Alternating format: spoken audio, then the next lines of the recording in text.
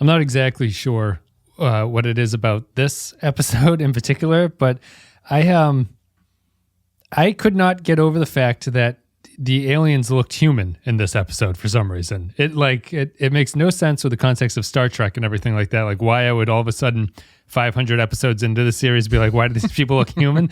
But something about the design of them just really struck me as weird. I don't know if you felt the same way, Clay, or not, but it really was a strange thing that I noticed and thought was odd, which doesn't make any sense considering the context. It didn't bother me. It might have been a little lazy. It is definitely a humans with a couple bumps on their head design. But I just assumed it was for empathy purposes. Yeah. Coming to find an M-class planet. Have they ever mentioned, I know they do in previous episodes of Enterprise, but do they ever in the other shows explain what M is? No, this Enterprise. Is the first time Enterprise described as Minshara class, yeah. Yeah. Well, is there history? I'm sure there is history to that, but I do you happen to know what it is? It's a Vulcan word. It's just a Vulcan Vulcan made up word, yeah. But yeah, I just assumed it was for empathy purposes of, they're just like us, but they're, they don't have cars yet. Yeah, they wear robes. They wear capes. Yeah, they all dress like they're in Shakespeare's summer stock. Yeah, we're going to take a break. We'll play a quote from the episode, which is Civilization, and then we will come back and break it down. Anything else? There is one other thing might be worth swinging by to take a look. A Minshara-class planet, about 4.5 light years away. Any life signs? Only about 500 million. If our scans are right, it looks like there's a whole civilization down there.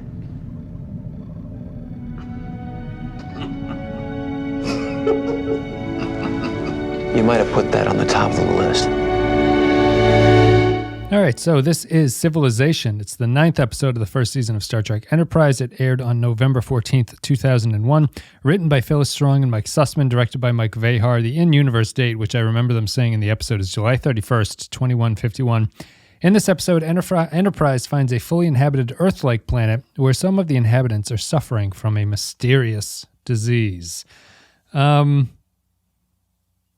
contrast to last week's episode, or the last episode that we saw, which was the Breaking the Ice episode, which we both kind of liked and thought was unique, this one is not it. And I think that maybe the most interesting thing about this episode is that it's a show and an episode that has continues to send me down this process of honing what I would expect from a modern Star Trek episode. I think if this Strange New Worlds show that they're going to come out as like the Pike and Spock in #1 show, and they're claiming at this point that it's going to be episodic and stuff like that.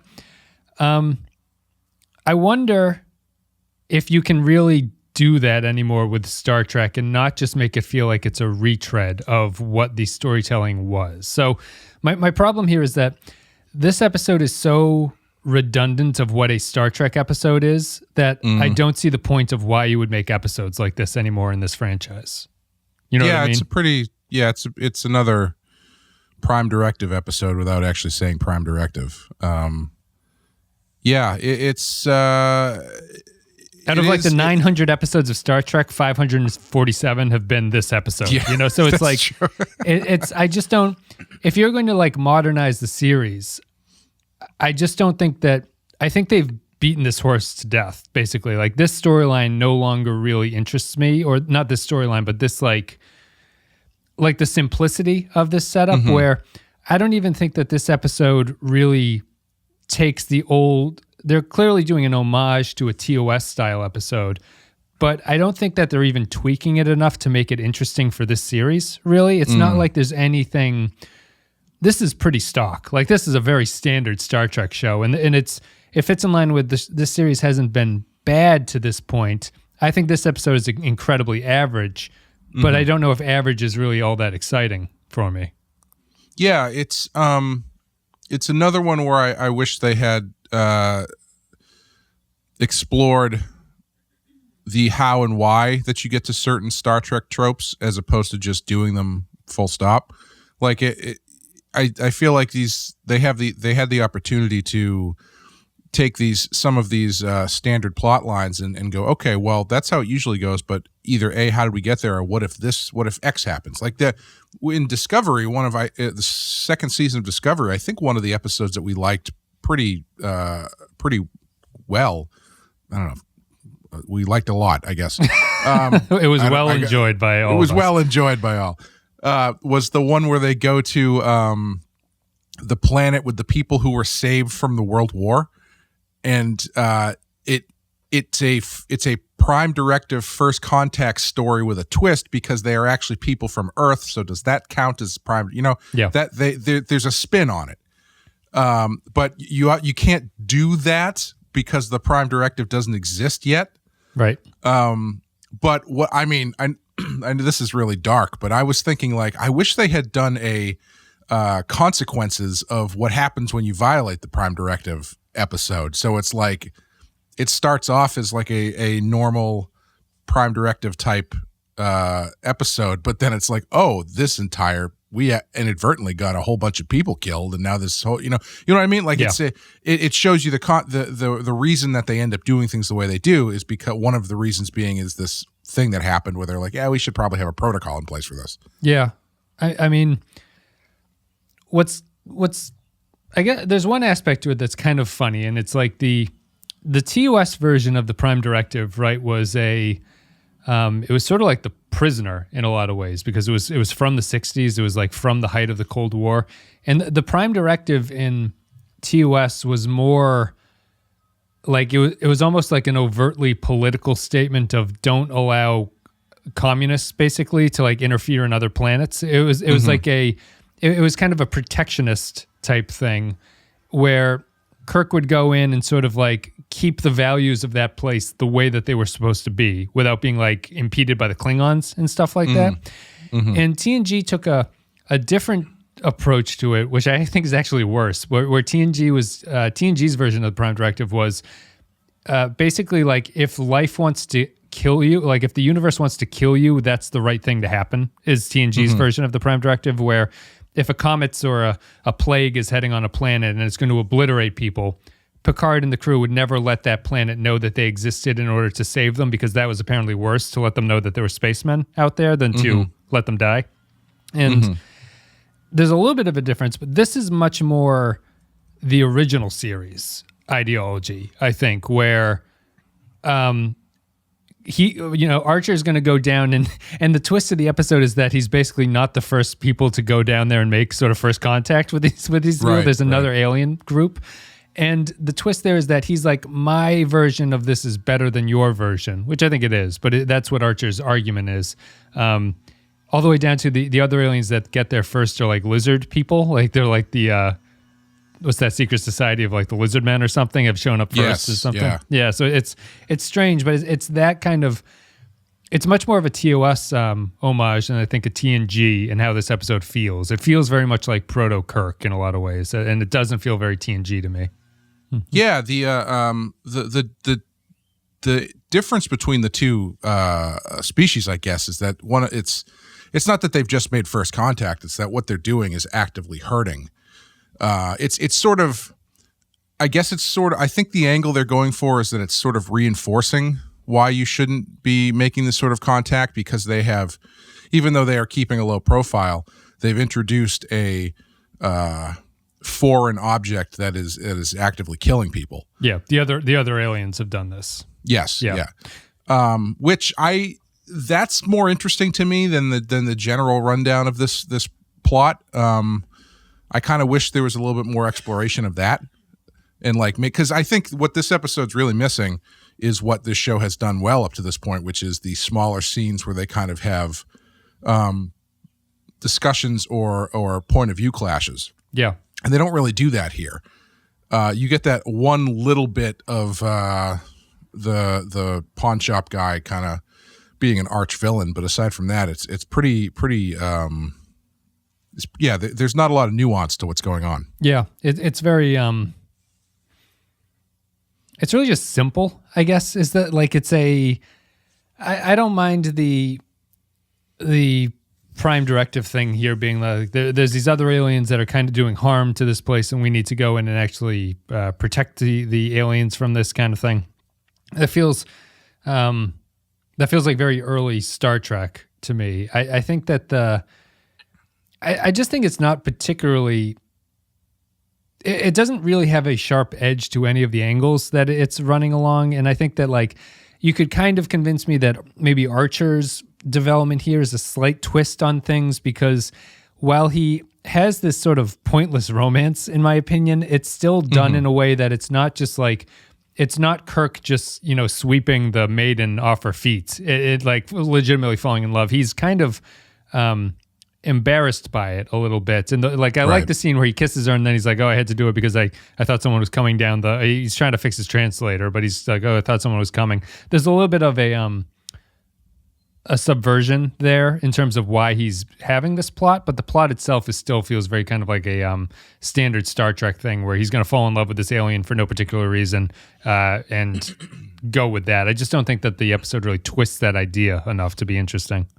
Yeah, it almost wouldn't surprise me if this was like a reworked script from the original show or something, because it's a very 60s feeling show, down to the gratuitous ass beating they have in the woods, which is straight out of The Prisoner. Well, no, that was maybe the greatest Star Trek stunt when that guy gets suplexed off the top of the cliff. Yeah. That looked like it had some serious impact. From that height, it's called a superplex. Superplex. Sorry, yeah. But yeah, no, it's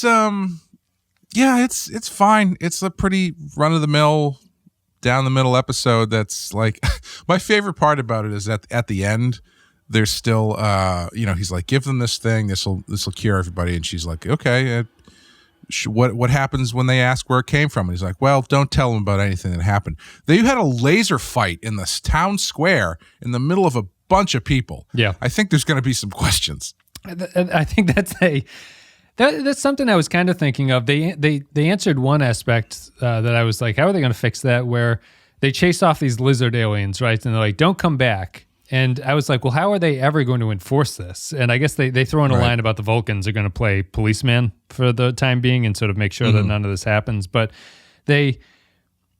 for how underpowered they were against this alien race, it just surprised me that they thought that they had accomplished something by doing this. It just felt like the alien race was going to come back and immediately take it over. But it's, as you're saying, it's an episode that doesn't seem really interested in believing that there are going to be consequences to that, like Archer not mind wiping this woman and not even really having a discussion about the fact that you can't tell anybody. There's no worry on Archer's part about this. Remember what they did in Discovery? The one person that figured out space travel, they actively abducted off the planet. And then left everybody else to die from the giant pyramid people or whatever it was. Yeah, I think that's the problem with when you get into the Prime Directive stuff is there's a lot of like shaky ground where it's like, well, if you're going to be true to this, you have to do it. Either gets really awkward or you have to hand wave a lot of things. Yeah, and I guess it's interesting. This is an episode where they do discuss it because T'Pol brings up the idea that you shouldn't interfere with other races, but.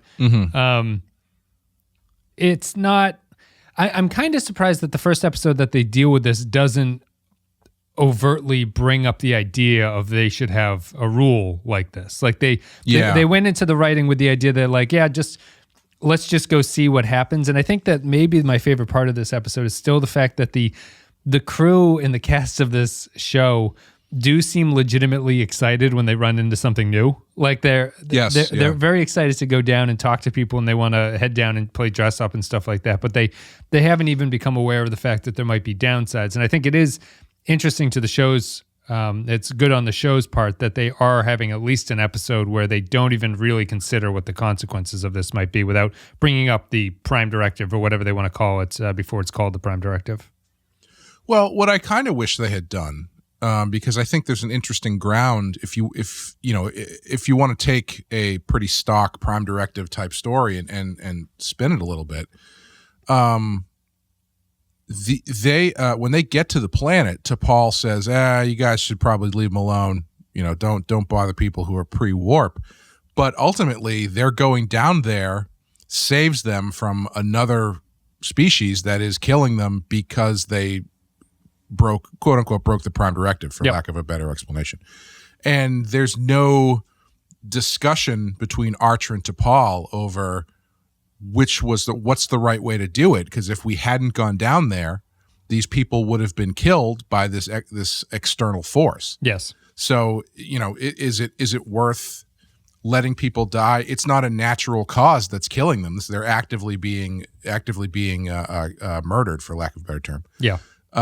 So what's the right decision in that sense? Do you just assume everything is fine and leave, or do you go down and take stock of things? Do you think T'Pol's character would have that characterization of not want if T'Pol? Because imagine once T'Pol learns of this, right, like the truth of the situation, is T'Pol the character that would continue having that point of view that they need to leave them alone? No. But I think it would be an interesting discussion to have after the fact about the merits of this idea that you shouldn't go down and interfere with these planets. Yeah, because of the possibility of something like this. I mean, it's a coin flip, honestly, from their standpoint. Yeah, because I kind of think you could have T'Pol be that character who, throughout this episode, even while learning things are going on, is kind of insisting that they don't try to fix things. Like that it's it's sort of outside of their realm to, I guess you could always say that you can always imagine the Vulcans kind of looking down on things, which matches their characterization here, where they think that they're kind of a superior race to everybody else. And if you applied that as like they see their superiority as they don't get involved in things, no matter who else is involved in something, the Vulcans are kind of above it. Like they see themselves above the natural order or whatever. I think you could have that argument for T'Pol here, where she insists on leaving them alone, but Archer has the very humanistic thing of sticking up for the underdogs here. And right. I think that if you wanted to get really complicated, what Archer does would maybe have great short-term consequences, but terrible long-term consequences for them. Or I don't know if you wanted to make it that dark, or if you wanted to make it that complicated, or if you just want to have Archer be the hero at the end of it. But I think there are a lot of ways you could go with it. Yeah, I think it just comes down to the fact that they kind of forgot the character motivations that they set up at the beginning of the show, or I guess they didn't care for them, because T'Pol says, we probably shouldn't do this, and Archer's like, I think we should, and then that clash of points of view just disappears. Yes, yeah. She just turns into another person on the away mission who's just gathering samples and is totally down for whatever. Yeah. Looks great with long hair. T'Pol, I think. Yeah. But it's another cheesy 60s holdover. It's like, they're like, oh, your ears are sticking out, and she can perfectly disguise herself by just covering her ears with her hair. But I noticed the way she chooses to cover her ears would not actually have done anything, because she like pulls it from the back and like drapes it over. And as soon as she lets go, that's just gonna go back to the way it was. It's like one of those red carpet dresses where the women have to tape it to their breasts so that it doesn't just slip back off. You know what I mean? It's like the J-Lo green dress or whatever. Yeah, she needed some double-sided hair tape, I guess. But yeah, like I think you would have got more out of the situation if you had maintained her standpoint of not wanting to be a part of going down there. You know what I mean? Like instead of just turning her into another crew member. Because I mean, when she goes down there, if she had just stayed on the ship, in command of the ship, then you could kind of have that separation of the way they're handling things. Right. Down so when you get to the end, or towards the end, when she's like prepare to leave orbit, and Trip is like, how dare you, green blood, blah blah blah blah. Like you have this. There would have been some precedent for her in this episode for her maybe thinking leaving is the right thing to do, right? Instead of it just being like, oh, that's right, Trip doesn't trust her. But bringing her down to the planet is really only there to do the ear gag, essentially. Yeah, and to get the handoff of the stuff to bring it back up to Phlox, who can figure out what's actually going on. Anybody could have done that, though. Yep. Yeah, she's. Yeah, I mean, it doesn't really focus on a lot of the other characters outside of Archer, and arguably it doesn't even really focus all that much on Archer for what's going on. I think that's probably a big problem with it. It's just so Even the, I just found it like a strange. Maybe just the strangeness of the setting was pulling me out of a little bit too. Like the fact that they look like Shakespearean theater troupe actors was like a very strange choice, I think. And just to have them be, it's in line with Star Trek. I mean, that was like half the people they met in the original series. Yeah, maybe it's not much that it just. I think it's just because after the show had a couple great episodes where we ran into like really alien aliens. It's strange to just go to, this is basically an Earth planet where they have some like motor oil has leaked into the water or whatever. I just didn't think it didn't throw enough at me to really pull me out of that ideology. And if you're going to not have T'Pol put up a fight or anything and just have this sort of generic standoff towards the end, it didn't really amount to anything. Although at the same time, I don't think it's a bad episode. Like, right. It's in line with the other. It's a very workmanlike episode. It's a standard Star Trek plot done fine. It's fairly well. It's not, there's nothing groundbreaking about it, and it's not actively bad. Yeah. This is my least favorite of the episode so far, though. Yeah, I think I would probably agree. Yeah, it's weird because like I don't hate it. It's fine. Yeah, but would I ever recommend it to someone that said you got to watch this? No. I mean, if you've watched half of any season of Star Trek, you're going to get this at least twice. Yeah, yeah, and I guess maybe I'll just bring it back to the start of it. Like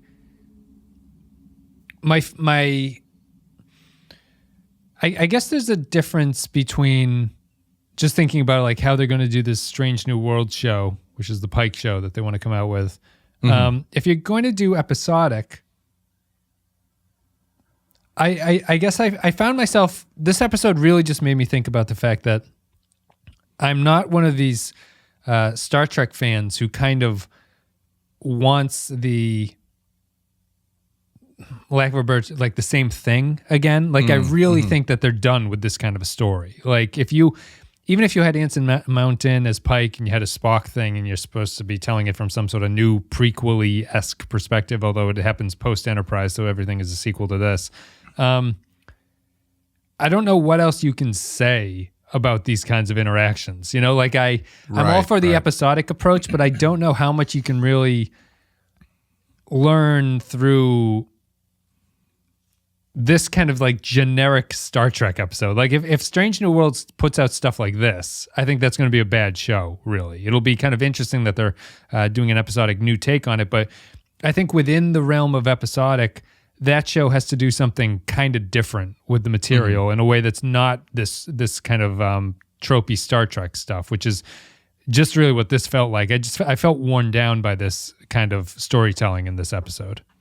Yeah, I bet though if the Pike show did an episode exactly like this, top to bottom, people would praise it as being like an amazing return to Star Trek. Right, and that's what I'm scared of, though. It's a down the middle, no chances taken Star Trek story. Yeah, retread, and it's like, wow, that didn't fall apart at all. It was a cohesive story that made sense. It didn't blow my hair back, but hooray, Star Trek is back. And it started and ended in 45 minutes. Yeah.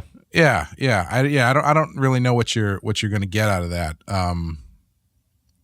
To be fair though, it's like once in a while, sure, why not? Yes, but when you have 26 episodes in a seaon, I'll allow you 4 of these episodes. Yeah.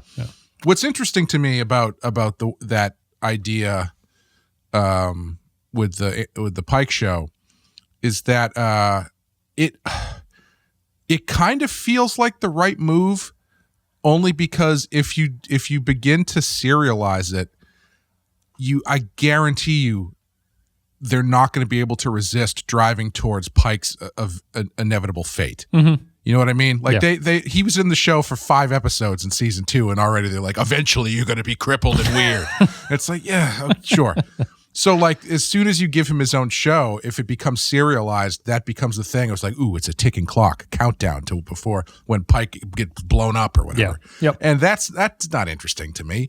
And it also locks you into a time frame. But in episodic thing, you could argue frees you from that, because there's not it feels less like a sequential progressive time period is happening.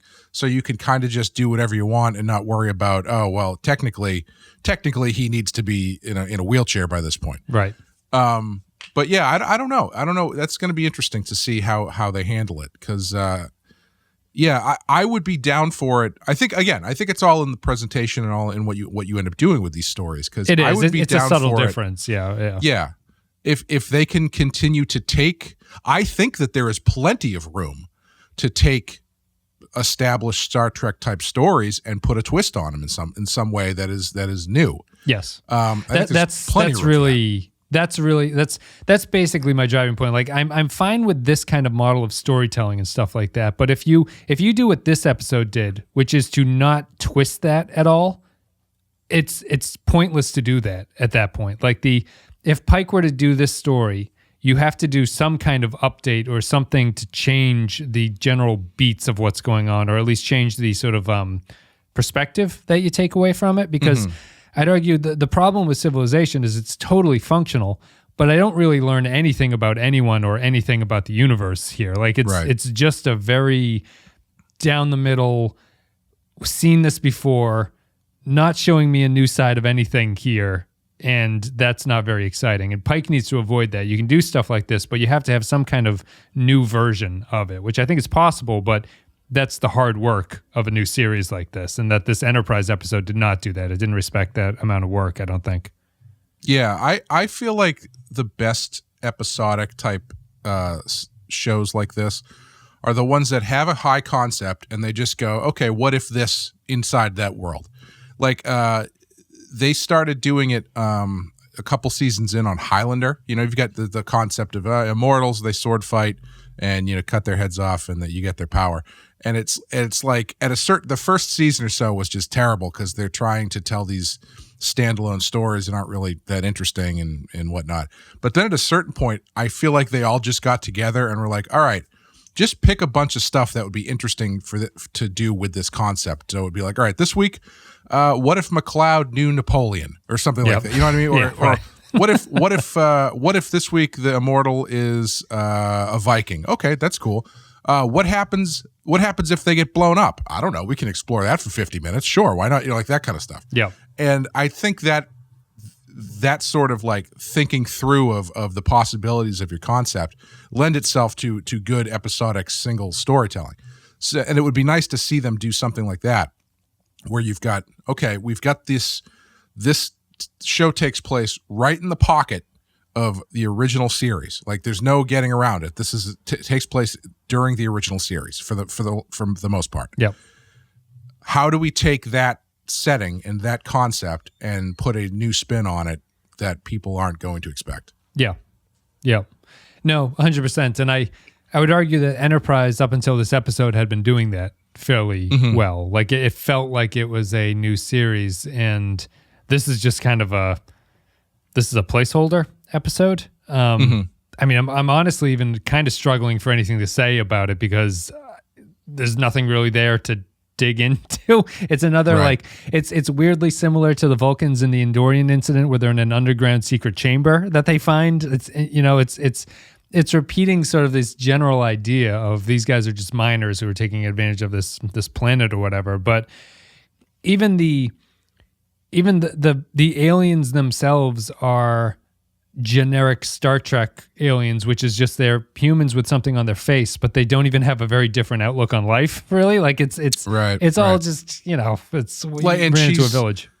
She's the apothecary there is like totally down with everything. Yes. So after that fight in the woods, she's like, "So what's going on here?" And then they cut to them coming back. And she's like, "I see. So you're from a starship." Yeah, I totally get it, man. I'm right there with you. It's like, okay. At least TNG had the decency to have those when those aliens were revealed that way, to that knowledge. They at least had a little bit of like a wow, who'd have thunk that? Like out of this world, yeah. Yeah, or like the revelation of that knowledge is somehow impactful on the people, Right. instead of it just being like, just tell everybody not to talk about the laser fight we had. Yeah. No, it's strange. Do you have anything else you want to say about this one? I feel like I'm kind of done with it. I think it's a pretty boring episode. It's going to test my rating system, but that's about the extent of it. The only other thing that I had that I thought was funny was at the beginning when they're talking about, Hoshi is going through the language and everything, and she's like, well, there's one word you're going to want to know, and it's Kali. Is it Kali? It was, I just looked it up. What is it? It is, am I not going to be able to find it? Well, whatever. It doesn't matter. Whatever the word is, she's like, because that's the word for Akali. Akali. Yeah. Because Akali is what their species is called. And I'm like, first of all, how did she figure that out? Are people just walking around saying, hello, Akali? And it's like, because why would you need to know that? A whole lot of Akalis in this bar. Whole lot of Akalis. Yeah. Why would you need to know that unless you were like actively using it in conversation? Yep. Like we do when we go, hello, fellow human. Yeah. It's nice to see you. It is. I mean, I guess that's the only way through cheesy exposition you could get in the name of the species. I guess. I know they have to do it for like TV production purposes, but the universal translator existing is really devastating to Hoshi as a character, I think. And like, there's no reason. Her job has been crippled by the fact that this technology already exists, and she can't even like fix it when it breaks. Like, don't they make a point in the first episode or so that like she doesn't know how the technology actually works? Yeah, the other episode she's like, it's a coin flip, 50-50, whether or not I'm going to get with the word right. But I mean, and I'm doing pretty good. There's only so many episodes you can have where they meet a new species, and her only scene is to go, I'll work on updating the translator, and then they all go down there, and at that point her role is meaningless because her job function is completely nerfed by this technology. It's just it was a strange decision to it would almost be like a transporter chief in this series wouldn't make much sense because they don't use the transporter really. So it's like, why would you have this role of this guy who does it? But it's a little bit of a variant of that. I just, the show is not, the show at this point, I feel has really underserved almost all the other characters. And I'm surprised that they haven't really had a focus on any of the underling characters to this point, except for Trip and T'Pol. Yeah, I feel like Hoshi actually could have a lot of usefulness on this crew, but yeah, she's kind of relegated to making sure the software is updated. Yeah. Because they have yet to do a episode that ends up like Inglourious Bastards or something where the thing breaks and Archer's just down there like, Akali. Yeah. What is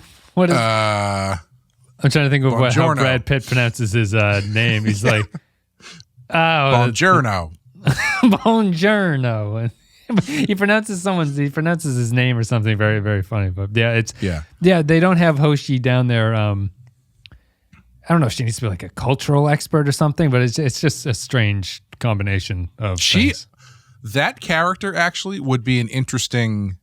If you were going to do a Discovery type thing where your lead character is not your captain, having her character would be an interesting one to focus on because she's the one who has to do theoretically would be doing the legwork, species to species and interacting and talking to people. She would probably be the most, she would probably have the most thoughts about new cultures and people and stuff. Isn't that Burnham's role? Isn't Burnham that what she does? I think she's a cultural expert on Discovery. The show doesn't let you know that, but I think that's what her job title is. Yeah. I couldn't have told you that for $1 million. I'm gonna have to double check that. Michael Burnham, just so I don't. She originally appears as first officer, commits as science specialist. The character is introduced as an anthropologist. Yeah. Helping engage with new cultures in outer space. Wow. Yeah. So A, I was right. And B, they kind of buried the lead on that one. That's Discovery in a nutshell, I think, right there. Yeah, seriously. Yeah, I mean, there's potential. You just repitched me Discovery. What if we have a prequel with a communications anthropologist as the lead character? That's amazing. I couldn't have told you that. I don't. It's not even one of those things that I like actually knew but didn't realize I knew it. I had no idea that was the case. Yeah. That's it. Everyone's going to yell at us. I guess I should have been able to tell what her job on the ship was from the way that she time travels in robot suits all the time. That's something an anthropologist would do. Fixes the ship and does like the scientific examination of the orb and stuff like that, which is exactly it. I apologize to. I can't even come up with like a funny joke about this Civilization episode, quite frankly. Like there's just nothing. There's nothing well, really here. There's another episode where there's a secret brewery in the basement, so maybe that's that's a running theme. That guy, the main villain guy, was a terrible actor. I thought that's like the other takeaway. I think he's got a great voice. I bet he does a lot of voice acting. He had a good bad guy voice. Outside of that, nothing really. All right, let's take a break. We'll play a quote from the episode. We'll come back, read some patron thoughts, and give our final thoughts about Civilization. Tell them to take the entire dose. Just one? That's all they'll need. What if Garros comes back? I've notified DePaul's people. They're going to look in on you from time to time. They could stop by for tea. You bet.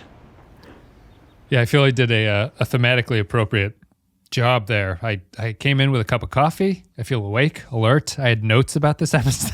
I still have I just have literally nothing to say about it. Like, we'll see with the ratings when we give our final thoughts. But if you guys enjoyed the content today, you can go to patreon.com/thepensky file and you can support the show there. A couple $1 a month gets you extra stuff.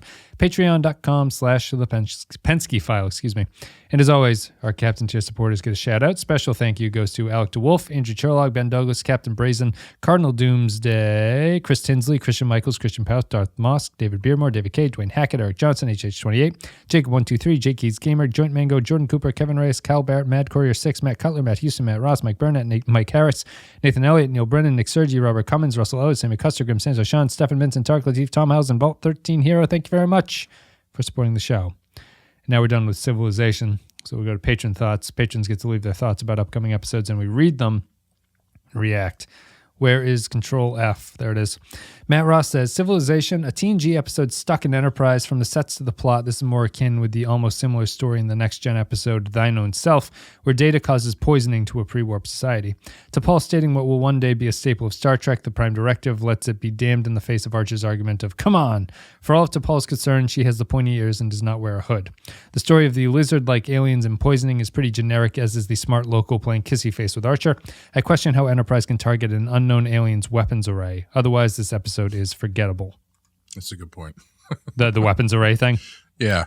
Hey, they haven't upgraded their torpedoes yet. They're still just shooting old torpedoes at things. Jakey's Gamer says, a fantastic game franchise. A somewhat stock episode of Star Trek that for some reason I still quite enjoy. There isn't much new here as far as plot, but it gives us a TOS TNG style story with a few fun moments that only work because of its place in the timeline. I like the overall excitement the crew has about exploring a new planet with actual people on it, the unreliability of the universal translator, and the subtle mention of the Federation simply adapting a previous Vulcan protocol as the Prime Directive.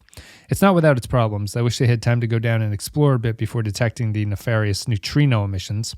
And were they originally just going to send Hoshi down there all by herself? Who thought that was a good idea? All the same, this one... I did. This one to me is a slightly more than the sum of its parts. It's a 3 out of 5. You know, what's interesting to me is these episodes that have these sort of stock things, I keep in my head wishing they would go the Rick and Morty route with it, where they take the stock sci-fi thing and just really just put a curveball spin on it. Yeah. Obviously not to the extent that they do on that show, but it seems like it's sitting right there to be able to do something out of the ordinary with it, but then that's just meh.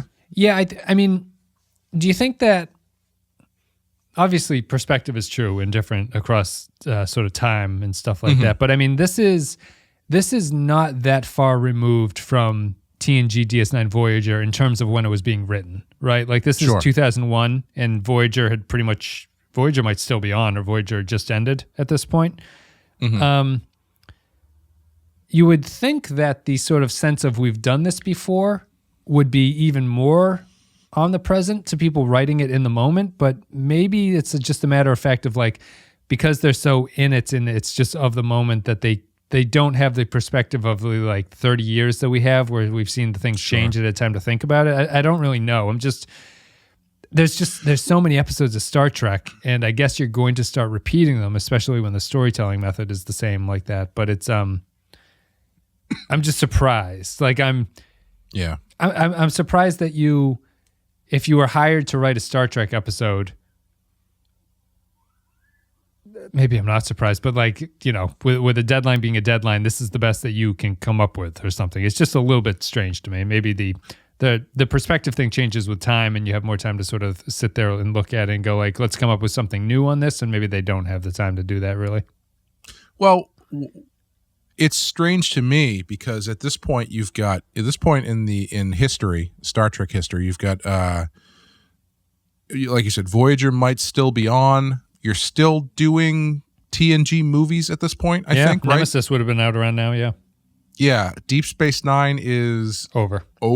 Yep. But like just recently over. So there is Star Trek out there. And this, I feel like at this point, you need to do something that's gonna separate you from the rest of them and make it exciting again. Yeah. You know, something like take Star Trek off the name of the show for some reason. Give it a different theme song. Yeah, but you know what I mean? Like you've got to, I feel like you have to do something to stand out. And the concept, the overall concept of like, oh, it's the first Enterprise. Okay, that's kind of fun.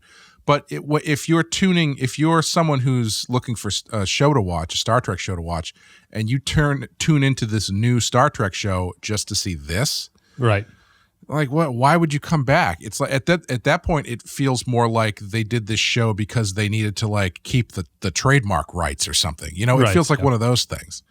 Yeah, I mean, I think that just comes back to what the fandom would expect out of a new series that does this as well. You know, like I wonder how much you can actually change it. We've talked about that before, but I think that episodes like this just kind of hammered home a little bit more.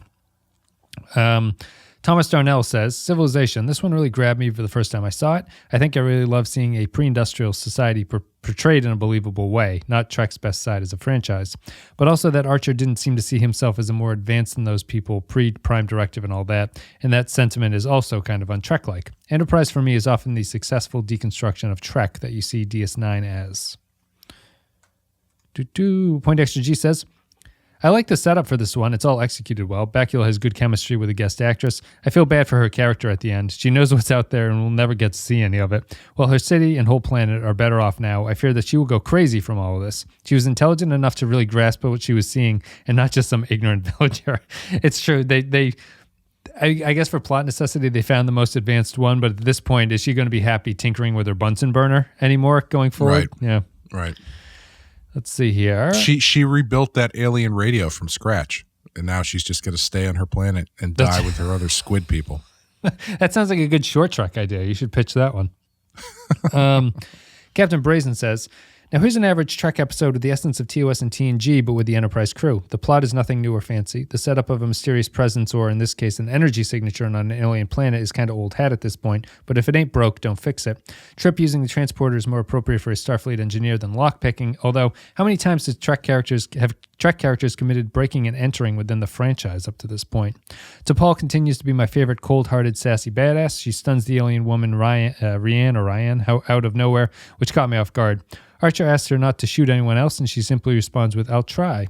Cold-hearted indeed. Later, when the ship is in battle, she cries, if they want it so badly, then perhaps we should give it to them. A cliched and cringy line, but Julian Blaylock's performance and the few torpedoes make the scene work. Badass indeed. I have, this is an episode that I strongly noticed the way that Julian Blaylock stands as T'Pol is kind of iconic. It's one of those like stances I think you can make a silhouette out of, and I would recognize who it was. It's an interesting choice. I don't even know why, but she stands sort of, I don't know, like upright or something, like very sort of pronounced. Finally, Archer distracting Ryan with a kiss while repairing his translator was something akin to a master spy maneuver, but then he regresses to an awkward high school kid who's never talked to a woman before. It's okay, man. We've all been there with our translators in our hands not working, with a beautiful lady in an alleyway saying, I understand. I guess this awkwardness pays off at the end, with them flirting and Ryan asking, "Is your translator broken again?" and Archer playing along, "I don't understand you, so just let me kiss your face instead." Boldly exploring new worlds and civilizations indeed. Kirk would be proud. 3 neutrino emissions out of 5. And then that's that one. Kyle Barrett says civilization. Will Yates says civilization. During this whole episode, all I could think of was the Fermi paradox. I can see where Kirk got a lot of his tech. That the Fermi paradox is the what is that? That's the idea that you would have run into species, right? If there are, let me Google that. If there are aliens, we should have run into them by now. Is that the Fermi paradox? Well, space is real big. Named for Italian-American physicist Fermi, it's the contradiction between the lack of evidence for extraterrestrial civilizations and previous high estimates for their probability. Yeah, so that's what it is. Yeah, one of the things that I came across, I think I may have brought this up at some point in the past, but I saw this video about the possibilities of space travel and what it actually means and what the limitations of it are. Mm-hmm. And the thing that I found really interesting was intergalactic travel is actually impossible because the space between galaxies is so big that the universe actually expands faster than you could possibly cross the gap. Mm-hmm. Right. So, that's like, those are numbers and sizes of time and space that are just impossible to comprehend. Yeah, I assume that's using speed of light or something, maybe. I think so. I forget. We just got to go faster. We should pitch a show where people go faster than the speed of light. Like one time faster, or between like 6 to 10, depending on what year it takes place in.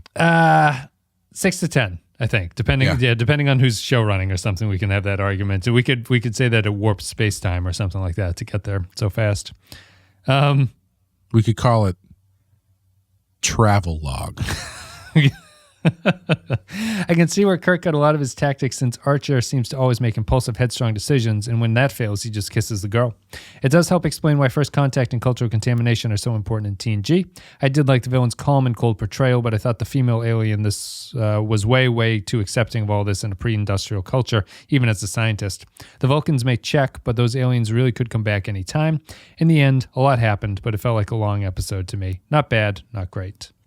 Thank you, patrons, for your thoughts about the episode. I don't think I have anything else really to say about this. We can just go to ratings. Clay, what are you going to give this one on a scale of 1 to 5? I guess a low 3. Yeah. I'll give it a high 2, I guess. Yeah. Like I gave Breaking the Ice a 3. So I can't really give that give this a 3 because that's the same thing. Good point. I'll give it a 2. Yeah. Did I also give Breaking the Ice a 3? No, you gave that a 4. So you're okay. Safe. Yeah, you're a little bit more better calibrated for this one than me. Yeah, just kind of a dull one, really. It was unfortunate, but it is what it is, I suppose, at this point. Nothing else to say about this one. You can check out social media. I feel like depressed or something. I don't know why this, like, it was ironic too. I usually watch these late at night and I have like trouble staying awake or whatever. This one I didn't have any trouble staying awake, but I was still like unmoved by it. It was a strange contradiction of things. Social media is all down below. The links are all down below. Thank you for supporting the podcast. Thank you for listening, guys. Patreon.com/thepensky file if you're so interested in supporting. And I think that's pretty much it. Clay, do you have anything you want to pitch before we move on to the final thing here? No. You don't have a rotten horror this week. No. The following week we'll be doing our second wild card. We'll be doing the Innkeepers, which is a fun movie. Slow burn.